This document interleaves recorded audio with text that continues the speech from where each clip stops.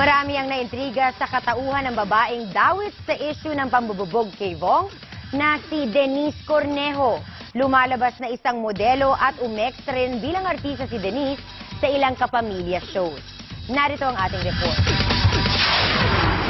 Sino ang babaeng ito? Si Denise Millet Cornejo. Sino si Denise Millet Cornejo? Ito ang malaking tanong kasunod ng pagtukoy ni Vong Navarro sa babaeng nag-imbita sa kanya sa condo kung saan siya nabugbog. Sa isang bersyon ng kwento, ito naman umano ang babaeng tinangkang gahasain ng aktor. Sa Real Denise account sa Instagram, nilarawan bilang model, lasalyan at negosyante ang 22 anyos sa si Denise. Makikita rin ang larawan ni Denise kasama si Cedric at ilang personalidad.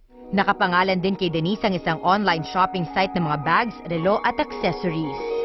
Sa pagsasaliksik ng ABS-CBN, nalaman namin mula sa Registrar's Office ng Lasal Antipolo na totoong estudyante nila si Denise sa kursong HRM pero hindi na raw ito naka-enroll ngayong semester. Kay Dayan Medina, no? 2009 naging contestant si Denise sa dating ABS-CBN game show na wawawi sa larong Hep Hep Hooray. Sinabi nito na bukas raw siya sakaling maalok mag-artista. Gusto mo ba mag-artista? If given a chance. Sure, why not? Ay! Dok, anong problema? We have to transfer them sa ICU.